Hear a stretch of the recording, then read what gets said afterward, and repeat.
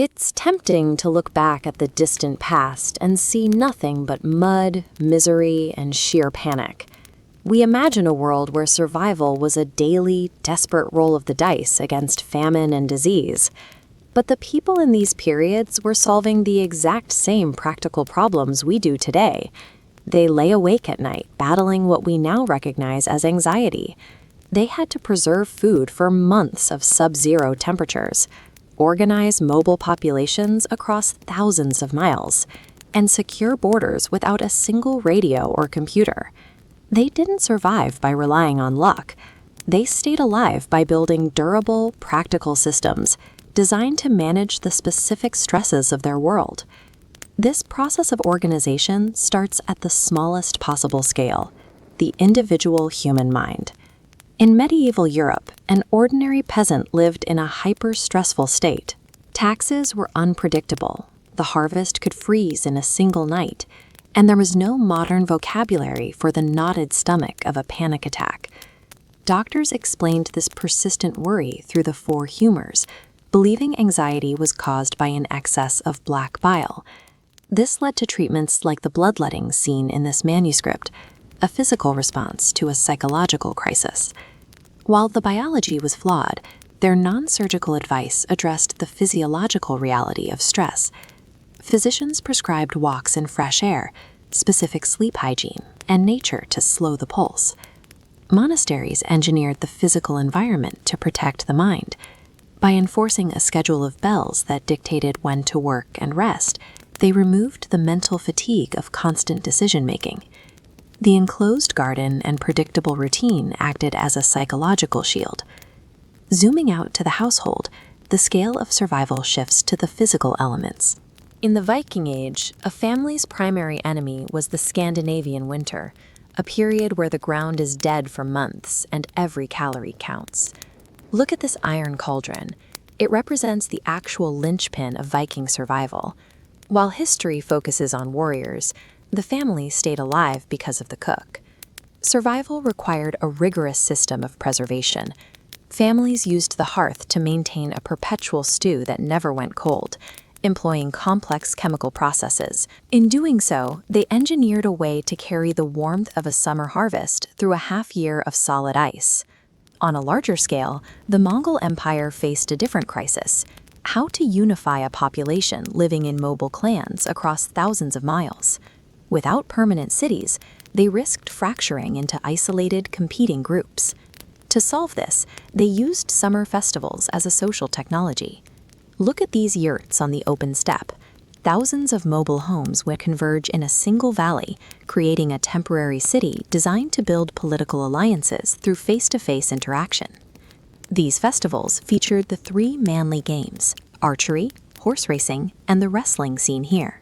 These contests allowed tribes to compete for honor and status on a field with shared rules, turning potential battlefield rivals into members of a single community. At night, communal feasts and throat singing served as the archive of the empire. Without a central library, history was kept alive through shared melodies and stories that every family recognized, regardless of how far they had traveled. These gatherings provided the social cohesion necessary to manage a continent. Ultimately, they proved that shared rituals are the essential infrastructure required for maintaining a massive empire across vast distances. At the civilizational level, the challenge was defending a massive agricultural empire from fast-moving nomadic horsemen. The frontier was too long to patrol every foot with soldiers. Most people imagine the Great Wall as an impenetrable stone fence built all at once. In reality, it was a fragmented system that evolved over centuries, using whatever materials were available, from rammed earth and reeds to the later bricks. The wall's primary function was actually communication. Signal towers used smoke and fire to relay news of an approaching raid across hundreds of miles, reaching central command in a single day. The system forced invaders into guarded passes, stripping away their speed advantage while reinforcements were summoned. During the Ming Dynasty, the scale of this project reached its absolute peak.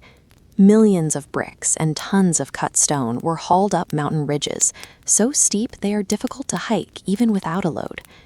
This wasn't just a barrier, it was a continent-wide early warning system.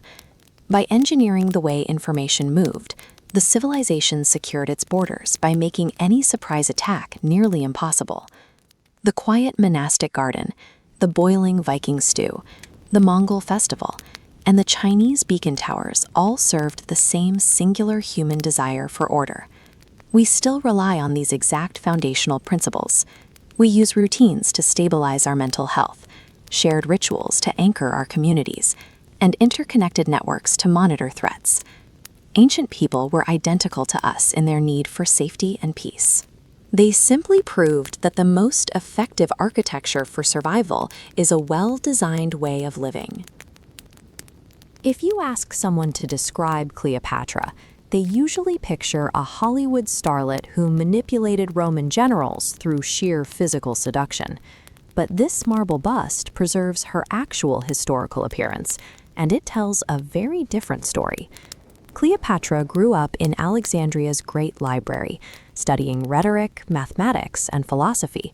She spoke numerous languages fluently, allowing her to negotiate directly with foreign rulers without translators. This brilliance was later masked by a 2,000-year PR campaign that recast a capable political mastermind as a simple temptress. We often treat ancient history as a collection of cold, hard facts. We read the outcomes of battles and assume we're seeing the whole truth. But much of what survives is actually deliberately crafted stagecraft. From the halls of Rome to the castles of Japan, the most successful rulers realized that maintaining authority meant treating the world like a stage. To them, power was a performance. To understand how the ancient world actually operated, we have to look past the battlefields and the treaties. We have to examine the political theater of the past. After defeating Mark Antony and Cleopatra, a young Roman politician named Octavian faced a serious problem. He needed to justify a grueling, destructive civil war to a weary Roman public. Rather than admitting he fought a political rival for control of the Republic, Octavian rewrote the narrative. He painted Mark Antony as a tragic victim who had been bewitched, and he cast Cleopatra as a dangerous, manipulative foreign sorceress. This story was deployed on a massive scale.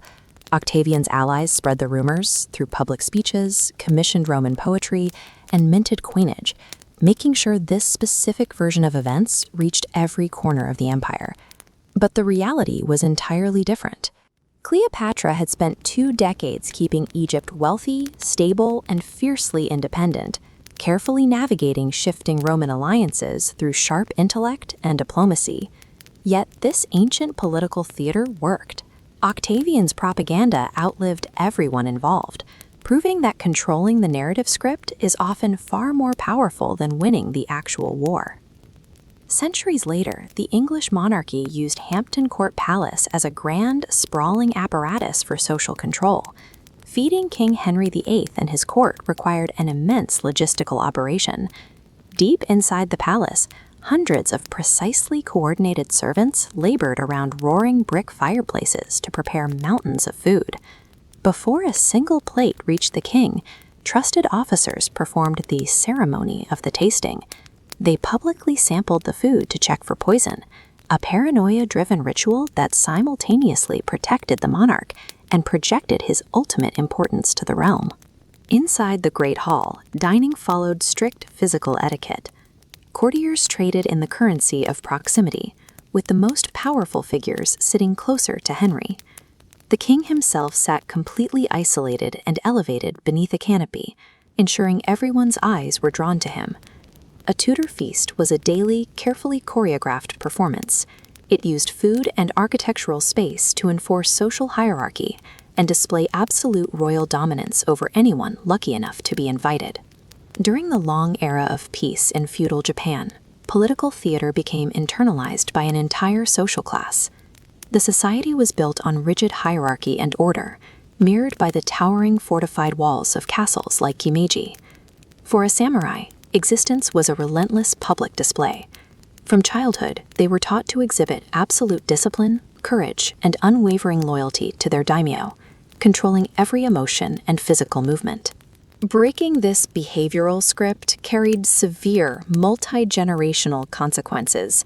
An act of cowardice or betrayal would permanently ruin a family's legacy, destroying their social standing and income for decades. The ritual of seppuku functioned as a rigid, formal ceremony governed by centuries of tradition. It required clean white robes, the composition of a final poem, and a trusted companion to deliver a swift strike to end the warrior's suffering. This ceremony granted a disgraced warrior one final performance to reclaim their reputation. In a society where honor was the ultimate currency, a dignified exit could repair the damage done to a family name. Meanwhile, the ancient Greek world operated on a very different kind of stage. The landscape was highly fractured, dominated by independent city-states constantly engaged in brutal military rivalries and shifting, treacherous alliances. Yet the Pan-Hellenic festivals offered a unique interruption to this violence. To allow travelers to safely attend the games, leaders declared a sacred, civilization-wide truce known as the Ikacheria. The sanctuaries transformed as sworn enemies laid down their weapons and gathered peacefully. Men from Athens, Sparta, and Corinth stood shoulder to shoulder to compete in athletics, poetry, and music on these sacred grounds. The physical prizes they won were economically worthless, simple wreaths woven from wild olive or celery branches. The athletes trained for years and risked severe injury entirely for the social currency of everlasting glory. These festivals proved that a shared cultural performance could temporarily override the grim reality of war. For a few days every cycle, the games acted as a unifying theater for a deeply divided civilization. Rome, Tudor England, Japan, and Greece all relied on carefully constructed public rituals to maintain societal order. Whether through propaganda, dining etiquette, martial discipline, or athletic competition, the script had to be followed. This reveals the mechanics of political theater. Raw military and economic wealth are only raw materials. They must be converted into public perception. History records whoever maintained this narrative cycle. Our understanding of the past is filtered through the performances they staged for the public. When we look at modern political campaigns and global diplomacy through this historical lens, the patterns are exactly the same. The performance of power and the currency of status is still dictating our reality today. We often look at the endless scrolling on our screens and assume that social media algorithms have engineered a modern crisis of vanity and anxiety. But imagine taking a modern teenager and dropping them into the crowded streets of 12th century Kaifeng during the Song Dynasty, or right into the center of 1st century Rome. They wouldn't find electricity or Wi-Fi, but they would instantly recognize the social dynamics.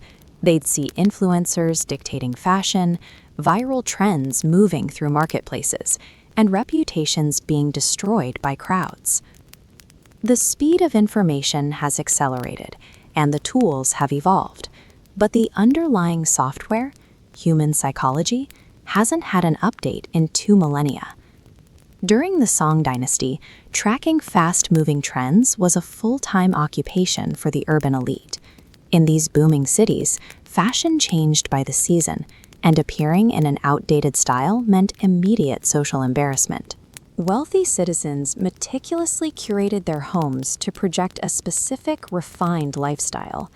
They positioned expensive ceramics where visitors would be forced to notice them, signaling wealth without having to say a word. The influencers setting these tastes were the scholars.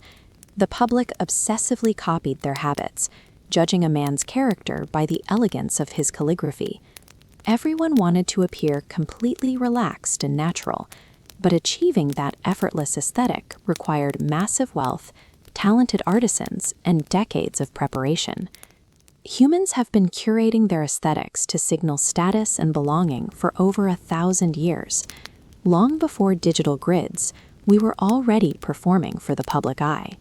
Before digital networks, people gathered in tea houses.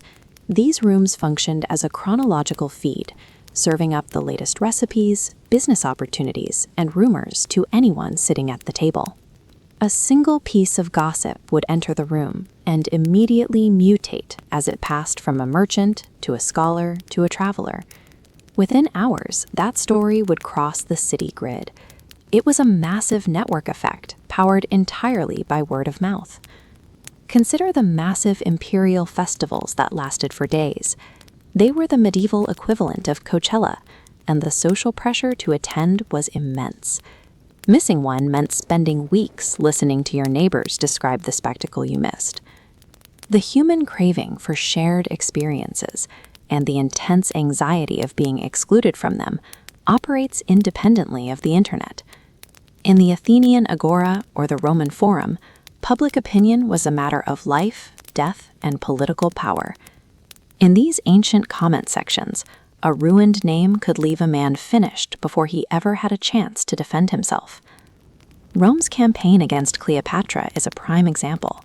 Despite her skill as a commander and diplomat, Roman writers successfully reduced her to a manipulative temptress.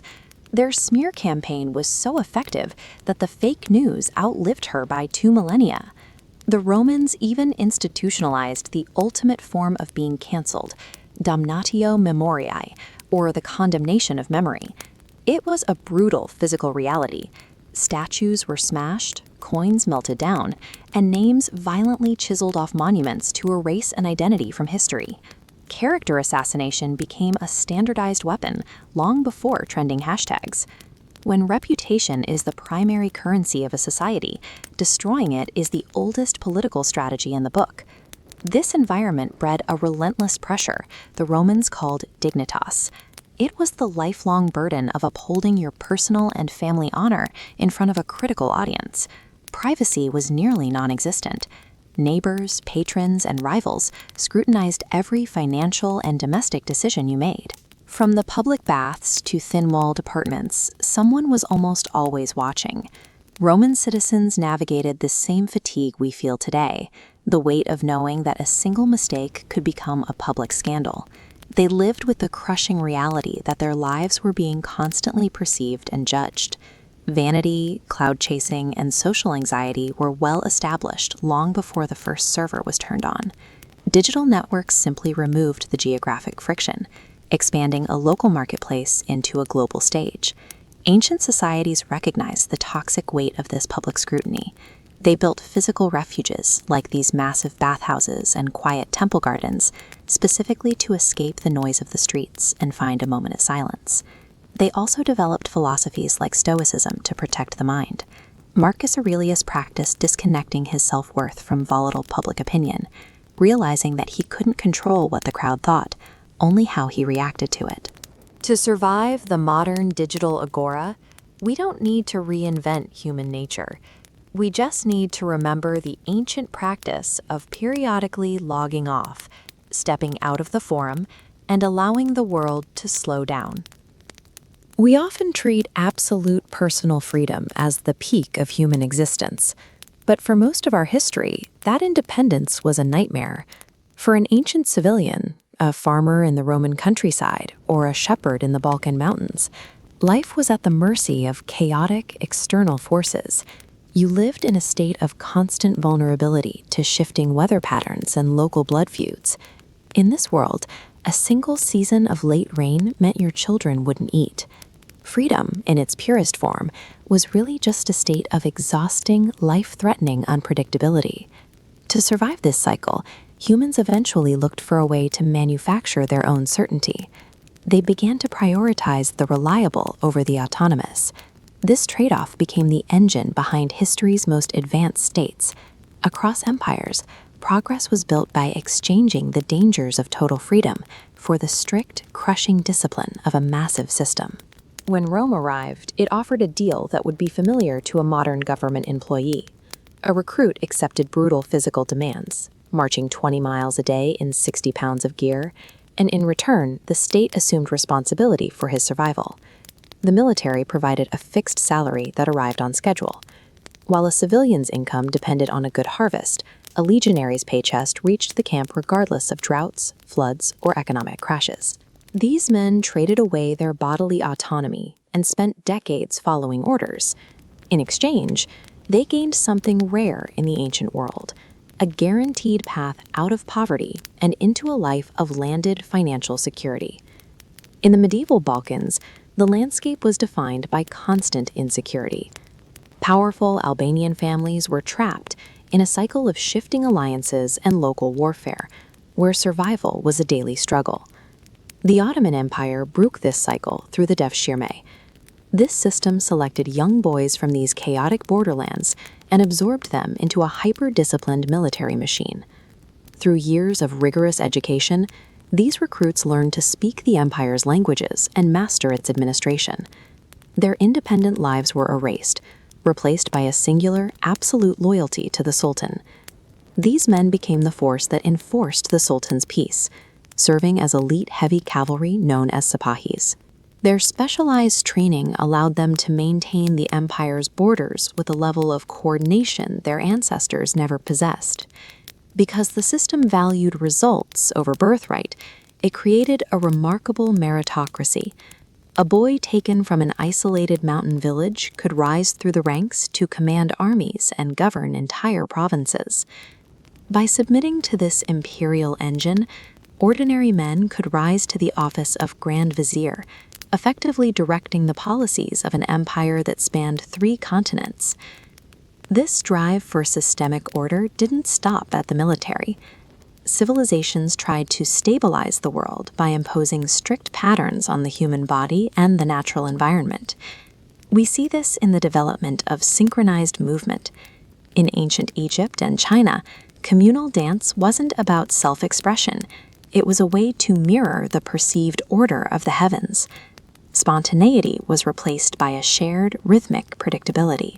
Eventually, this desire for control turned toward the seasons. Humans looked at the heat of summer and decided to manufacture their own winter. The Persian Yakchal is a monument to this coordination. It required a massive, organized workforce to harvest mountain snow and preserve it in the desert heat, transforming mountain ice into a luxury that defied the natural calendar. Whether they were choreographing thousands of dancers or conquering the summer sun, these cultural achievements relied on the same principle: massive, structured human coordination. These systems achieved what nature could not. They provided military pensions, political meritocracies, and a level of mastery over the elements. Tracking these 2 groups, the contrast is clear. The civilian's life was a daily gamble against total loss, while the recruit followed a steady climb toward security. But that security required total submission, surrendering freedom for a rigid, unyielding timeline. Modern life is built on the pursuit of personal freedom. But for an ancient person, being a cog in a massive imperial machine was often the only way to ensure they would have a future at all. Ultimately, these empires provided something more valuable to their subjects than gold.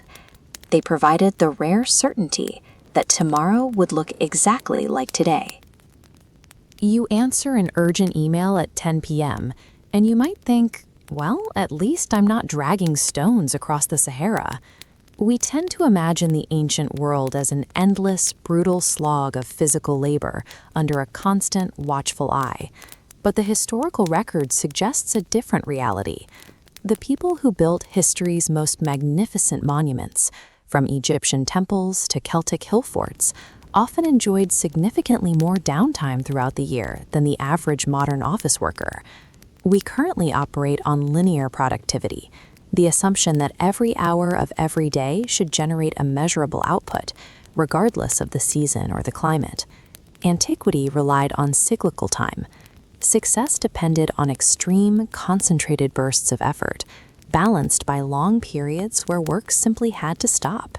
These civilizations were built on intense labor, but they were also built on mandatory environmental rest. In ancient Egypt, your schedule was dictated by an uncompromising environmental manager, the Nile River. While a supervisor might be flexible, several billion tons of rising water is not. Life moved in rhythm with the river's annual cycle. During the flood season, known as Akhet, The submerged farmlands made plowing impossible. The state utilized this agricultural workforce for projects like the Great Pyramid, providing food and housing to farmers who would otherwise be sitting idle, waiting for the water to retreat. Thousands of miles north, the environment forced a different kind of halt. Deep winter in Scandinavia locked fjords under ice and buried the mountain passes. This was a season of endurance and indoor preparation, repairing tools and spinning wool while nature made travel impossible.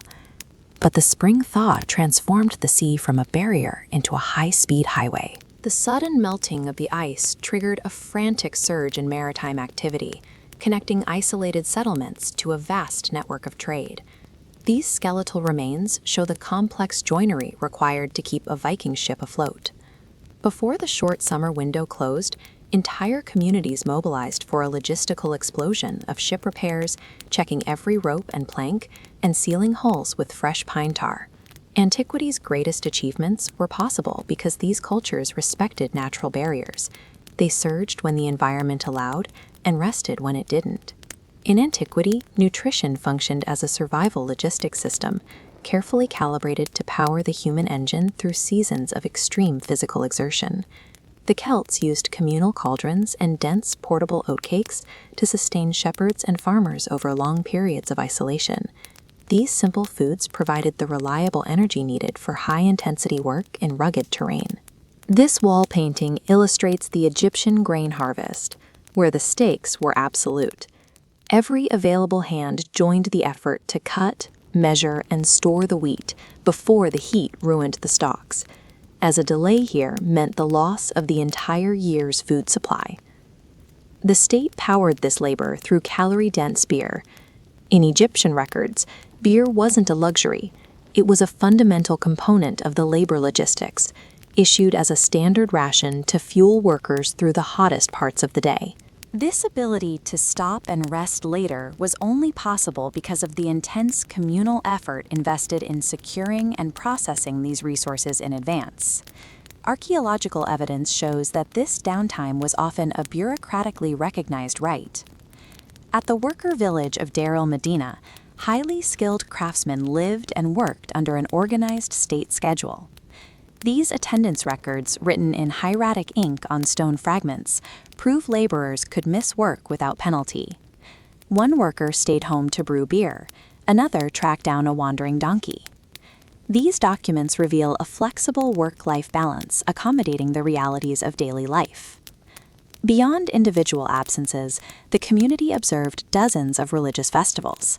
These occasions legally mandated a total cessation of labor, bringing work on even the most important royal tombs to a temporary halt.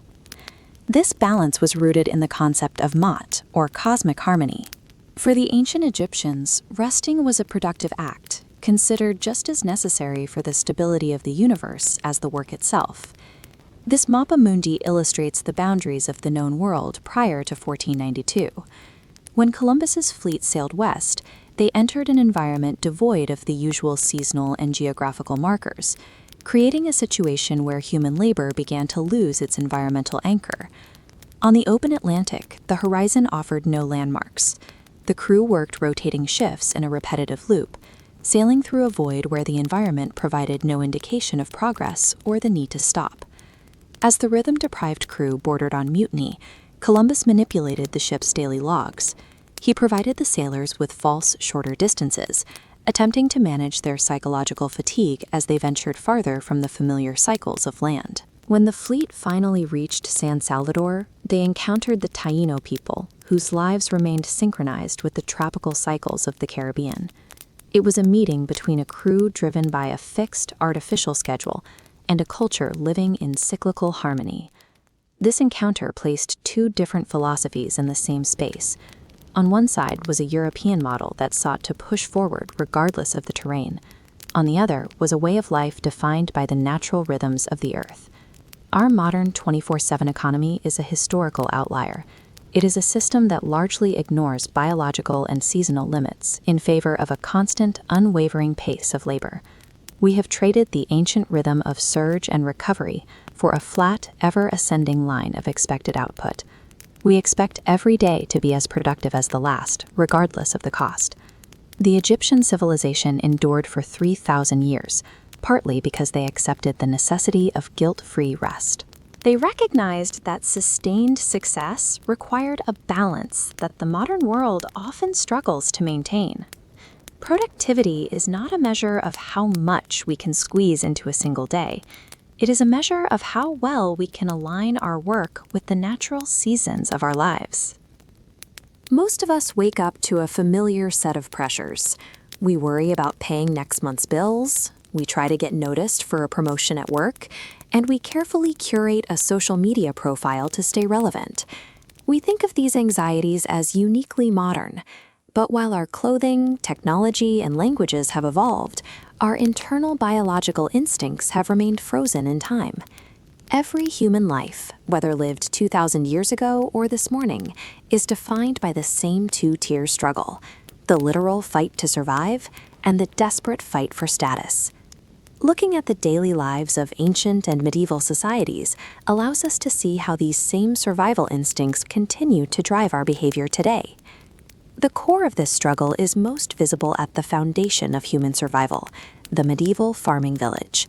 Here, the day began before dawn, consumed entirely by the physical labor required to stay alive until the next season. Without a societal safety net, a single week of heavy rain or an early frost could mean starvation for an entire family. This baseline anxiety was compounded by the fact that your harvest was never entirely yours. Local lords expected their rent, and the church expected its tithe, before your own family ever tasted the grain. Psychological rest was non-existent. Because the home was the workplace, every unfinished chore and every empty storage bin was a visual reminder of how close you lived to disaster. In this era, success wasn't measured in wealth or fame. The monumental achievement of the human instinct was simply waking up alive the next day. In the rocky, dry landscape of ancient Greece, survival required a shift from a solitary battle to a community-driven strategy. This strategy centered on a handful of reliable staples: barley bread called maza, olive oil, and honey. This was the foundational diet shared by everyone from farmers to the ruling elite. Because these simple foods were dependable and easy to store, they acted as a social unifier that stabilized the population during times of scarcity. The Greeks reinforced this through public festivals and religious sacrifices, which functioned practically as communal feasts. These events ensured that resources and protein were distributed across the entire community. By prioritizing social cohesion, the Greeks mitigated the individual terror of survival. Keeping your neighbor alive was the most effective way to ensure you stayed alive. As societies grew into massive urban centers, the nature of survival changed. In the million-person metropolis of ancient Rome, staying alive eventually came to mean staying visible. The Romans called this fama, your public reputation. In a city this crowded, a respected name was the only way to secure a business deal, win an election, or find a powerful friend to protect you. Julius Caesar understood that winning battles wasn't enough. People had to know you were winning. He manufactured his own narrative through written accounts of his campaigns, turning military history into a tool for political survival. Leaders like Augustus perfected this system. He rebuilt the city in marble and stamped his portrait onto millions of coins, which put a permanent marketing campaign into the pocket of every citizen in the empire. Even at the bottom of the social ladder, gladiators cultivated obsessive fan bases. For them, brand recognition wasn't a luxury. It was a survival strategy used to convince a crowd to spare their lives. But this influence was fragile. If a Roman lost their reputation, their economic opportunities and physical safety could vanish overnight. Rome shows what happens when the fear of winter famine fades. The human brain replaces the hunt for food with a hunt for status, and attention itself functions as a primary currency.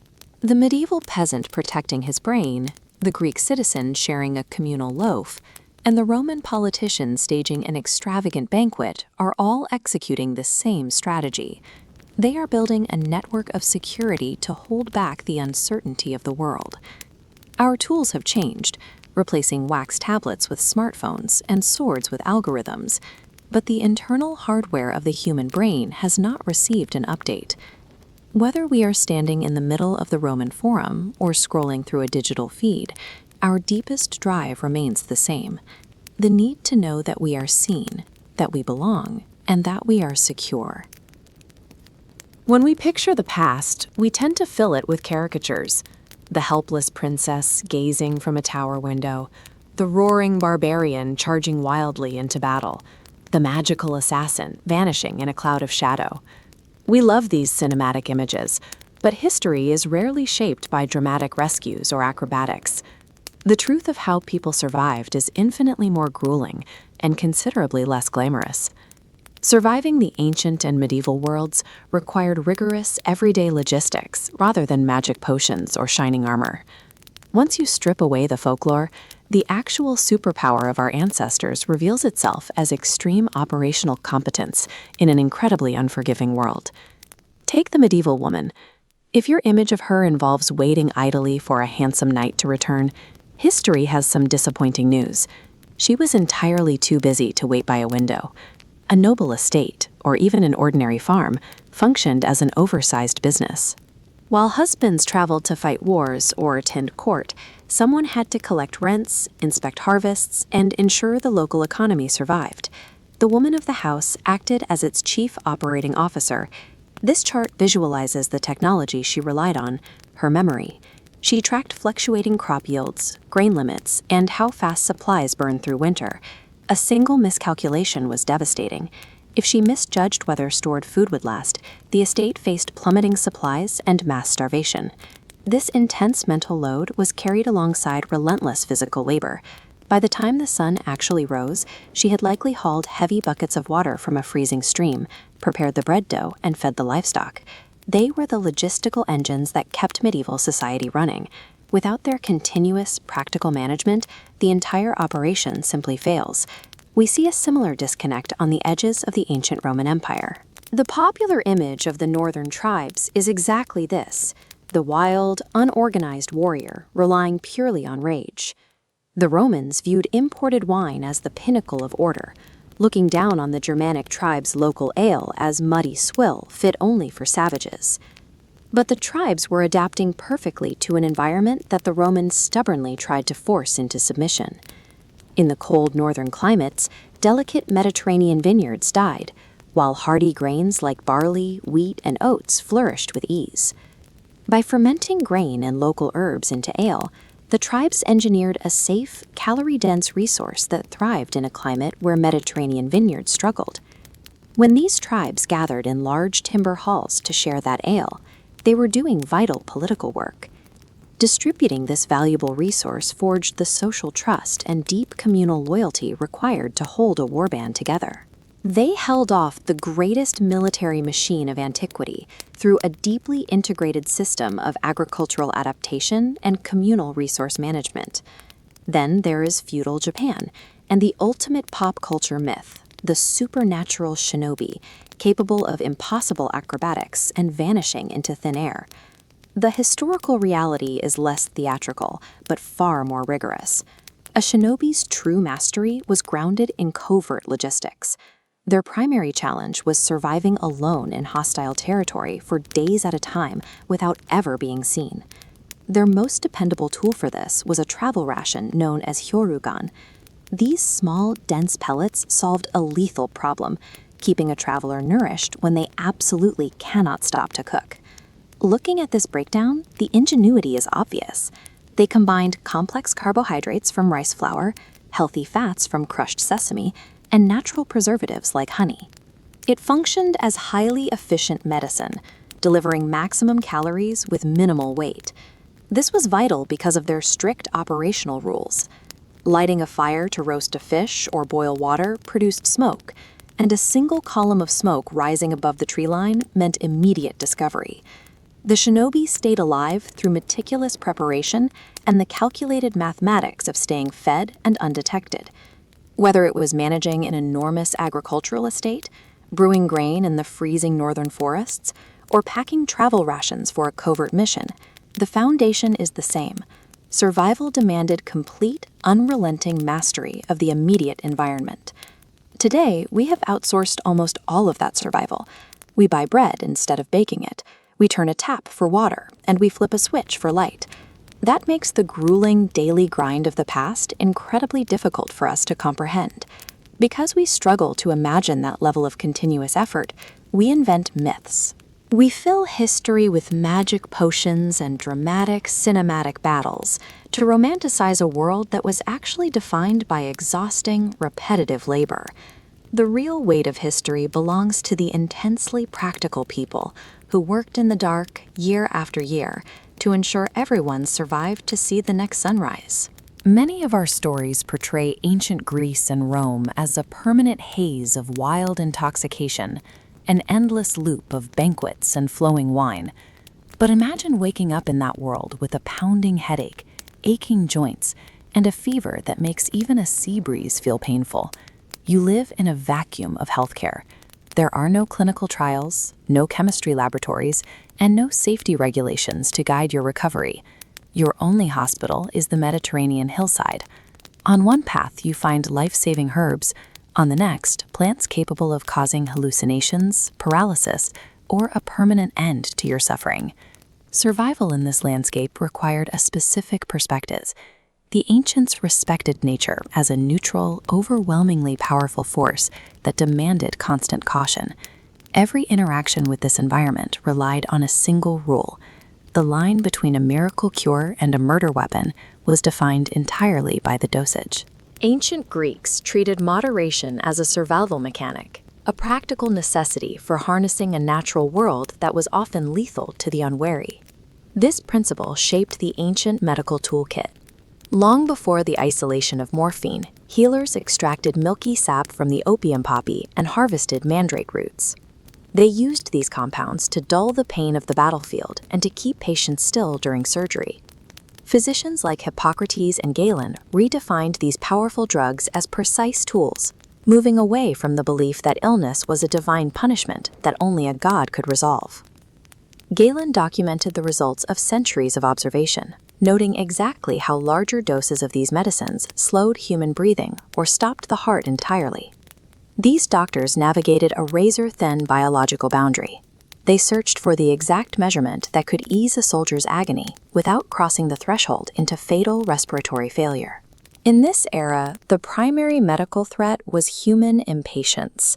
Patients frequently assumed that taking twice the recommended amount of the medicine would make them recover twice as fast. This concept of the safe dose extended into social life. Among the Greeks, the consumption of unmixed wine was seen as a surrender of human reason to chaos, a behavior they attributed only to those they considered uncivilized. They used specific tools to maintain order. The calyx crater allowed hosts to carefully mix water and wine, ensuring that the philosophical debates of the symposium remained coherent. Olympic athletes applied similar restraint. While folklore spoke of magic potions, the reality of the games centered on long-term dietary discipline. Competitors focused on meat, bread, and figs, relying on physical rigor rather than chemical shortcuts. Even religious altered states followed strict boundaries. At the Eleusinian Mysteries, thousands of initiates drank a barley mixture called kykeon, which may have been affected by ergot, a fungus containing compounds related to modern hallucinogens. These experiences were confined to sacred, secretive rituals. Participants entered the ceremony seeking a deeper understanding of life and death, not a casual recreational high. The isolation of the telesterion at Eleusis reflects this design. The Greeks built entire institutions to keep human impulses within safe boundaries, prioritizing collective order over individual excess. We find an earlier version of this balance on Minoan Crete. Surrounded by the Mediterranean, this civilization treated the sea as a partner, allowing its rhythms to dictate their lifestyle and their maritime trade. Their marine-style pottery reveals this mindset. Artists painted sea creatures flowing with the curves of the clay.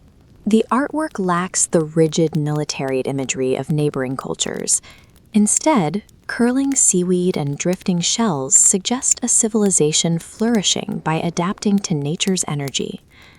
The Roman Empire provides a stark contrast. For the Roman elite, nature was a resource to be engineered and dominated for a specific type of luxury known as otium. At the coastal villas of Baiae, senators and emperors physically reconfigured the landscape. They poured massive hydraulic concrete foundations directly into the sea to support the artificial terraces and private harbors of their luxury estates. As the elite built outward into the ocean, the same appetite for excess appeared at the dinner table. These extravagant banquets became the backdrop for political rivalries, where poisoners like Locusta weaponized the very plants doctors used to heal. The Minoans sustained themselves by following nature's rhythms. In Rome, the attempt to dominate the landscape through engineering and luxury created an environment where individual self-restraint eventually collapsed into a dangerous societal overdose. The ancient world was largely a disciplined one, where every field contained both the cure for a fever and a lethal toxin. Drugs, wealth, and land acted as neutral amplifiers, exposing the degree of restraint a person, or a society, actually possessed. Stoic philosophers taught that unchecked habits and the surrender of self-mastery created a bondage as restrictive as iron chains. Modern science provides a deeper understanding of biology, and our pharmacies are meticulously organized, but the challenge of using nature's power without destroying ourselves remains the same. We live in an age of engineered comfort. If we get cold, we adjust a thermostat. If we get hungry, we open a refrigerator. Our environment bends to us. But for the vast majority of human history, that relationship was violently reversed. Look at this jawless, blood-sucking eel. In medieval Europe, castle chefs would take these river monsters, mix their blood with imported spices, and bake them into magnificent, highly prized pies for kings. To a modern palate, it looks like a nightmare. We look back and see a world filled with behaviors that seem impossible to reconcile with sanity. Vikings slaughtering their most valuable livestock in the dead of winter to paint their halls with blood. Impoverished teenagers building ruthless corporate black market empires out of Brooklyn tenements. It is easy to view history as a long record of the irrational, but none of this was madness. Every strange recipe, violent rebellion, and bizarre cultural ritual was a calculated survival tactic. To understand why we eat what we eat, build what we build, and organize power the way we do today, we have to look past the surface of history and examine the invisible, extreme environments that backed our ancestors into a corner. 2,000 years ago, the edge of the North Sea offered a daily threat of erasure. It was a flat, wet frontier of freezing water, marsh, and mud, where surviving meant constantly outlasting the tide. The ancient Frizzy tribe living on this coast refused to abandon the land. Instead, they engineered their own high ground. By piling layers of clay, sand, and even household waste, they constructed massive artificial mounds, lifting entire wooden villages safely above the reach of the storm surges. Further south, another tribe known as the Batavi faced a slightly different trap. They lived locked inside an island maze of shifting rivers in the Rhine Delta, a geography that made ordinary farming and foot travel nearly impossible. They turned that flooded terrain into a military asset. Batavian warriors trained themselves and their horses to cross swift currents while fully armed. This specific adaptation caught the attention of the expanding Roman Empire, who quickly recruited them as elite auxiliary cavalry. Decades later, when Roman governors demanded too much, the Batavi severed the alliance. They lured Roman legions into that exact same flooded terrain, where strict imperial infantry formations dissolved in the mud. The physical landscape dictated both their lifestyle and their methods of war. They took the rivers that threatened to drown them and weaponized them against the greatest military power on Earth. Water wasn't the only enemy. Across ancient and medieval Europe, the most relentless constraints were biological, the unstoppable decay of food, and the slow, freezing starvation of winter. Look at the harsh, dark world of the Norse. When the sea froze and the harvest ended, the Vikings engineered a social survival system called Yule. They packed their wooden halls, slaughtered the pigs they couldn't afford to feed until spring, and bound the community together with heavy ale and storytelling, ensuring nobody froze or starved in isolation. Centuries later, medieval Europeans faced those same freezing winters, complicated by over 100 days of religious fasts where meat was forbidden. They needed cheap, transportable protein that could travel hundreds of miles without rotting. This is their solution. Fishermen pulled millions of Atlantic cod from the sea and hung them on wooden racks. The freezing northern winds stripped the moisture away until the cod became a lightweight, durable commodity that merchants could ship inland for months without spoilage. Salted herring followed a similar path, feeding growing cities from Scandinavia to Italy. However, the preservation left these fish with a violently aggressive salt content, while stockfish reached markets with the consistency of a wooden plank. To make these preserved foods edible, medieval cooks went to war in the kitchen. They fought the taste of extreme salt and lingering rot by drowning the meat in sharp vinegars, coarse ground mustard seeds, and heavy, expensive spices, negotiating a desperate peace with their own taste buds. We view these heavy stews and bizarre winter feasts as unrefined, but drowning salted fish in vinegar or organizing massive December banquets were rational biological strategies to survive in an era of scarcity. In 1899, New York City was exploding with new arrivals from Europe, and the new wilderness had moved indoors. For millions of people, the greatest threat wasn't a freezing sea, it was the crushing social constraint of immigrant poverty.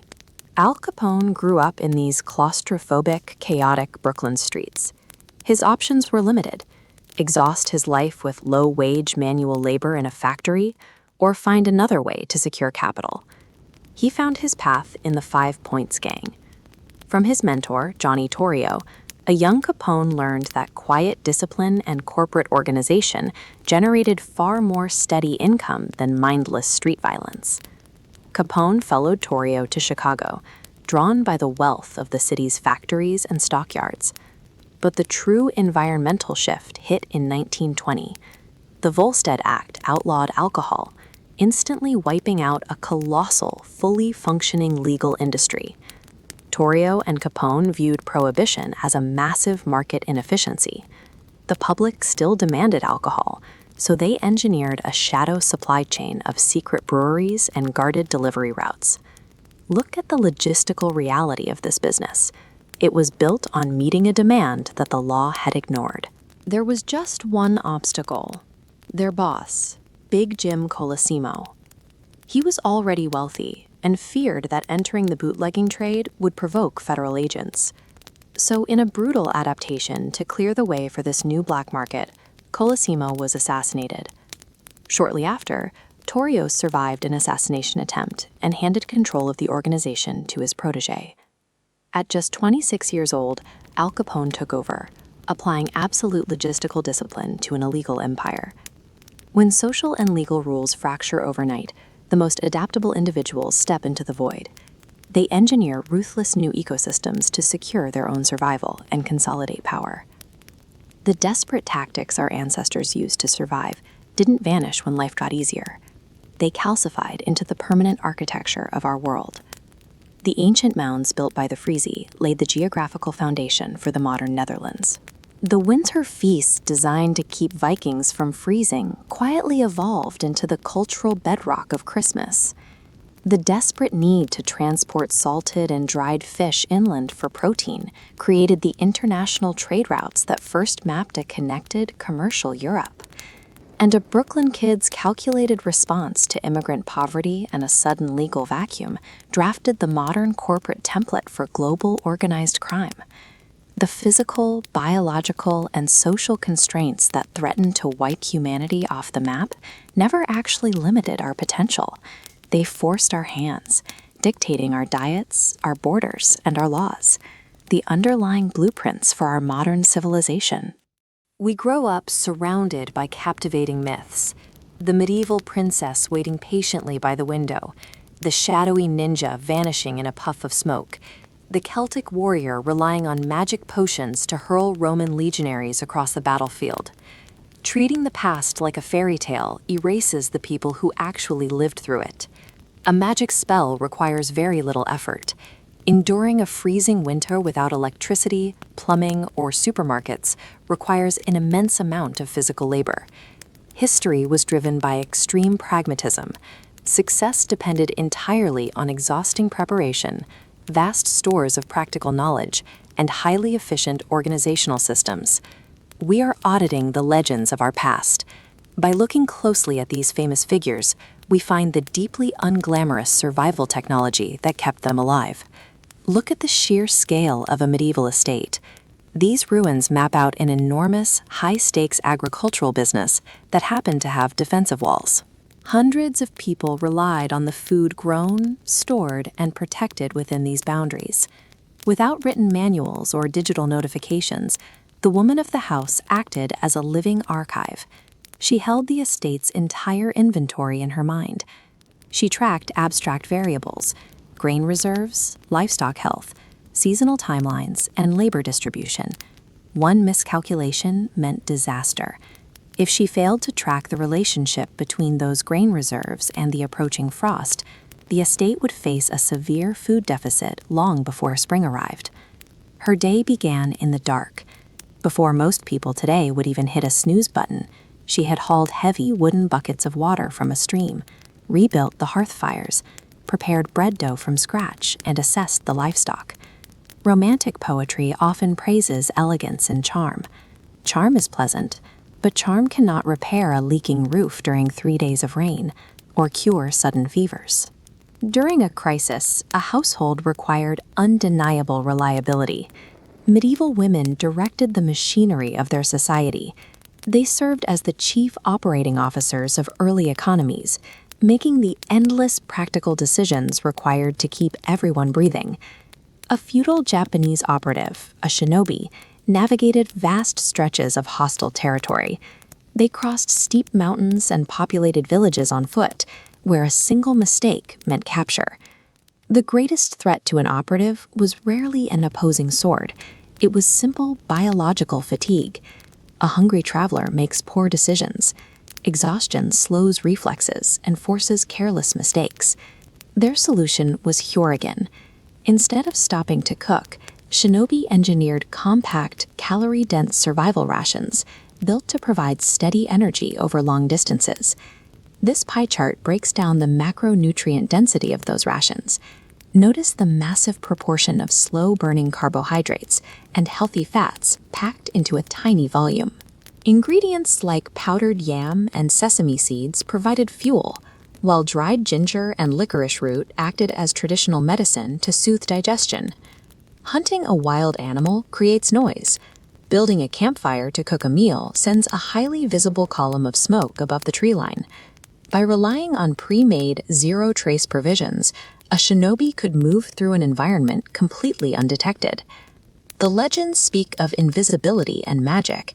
The reality is that shinobi mastery relied on the elite application of nutritional science and environmental discipline. Julius Caesar conquered Gaul and then wrote the history of the war himself. By framing the northern Celtic and Germanic tribes as chaotic, untamed barbarians, the Roman leader made his own military victories appear far more impressive to the politicians back home. Comic books often depict these tribes feasting endlessly on wild boar and relying on druidic magic. In truth, they were advanced agriculturalists with a deep understanding of crop rotation. As this intricate bronze sword handle proves, they also possessed highly sophisticated metallurgical technology. The cultural divide was clearest in what they drank. The Roman military relied heavily on wine, which required enormous, fragile amphorae and long, vulnerable supply lines stretching back to the Mediterranean. Grapes struggle to survive harsh northern winters. The Germanic tribes adapted by cultivating fields of resilient barley, rye, and oats. They brewed ale, a sturdy, decentralized calorie source that could be produced locally in almost any village, regardless of the weather. These tribes did not hold the Roman Empire at bay through raw, chaotic rage. They maintained their independence through highly localized, environmentally adapted supply systems that consistently outlasted imperial logistics.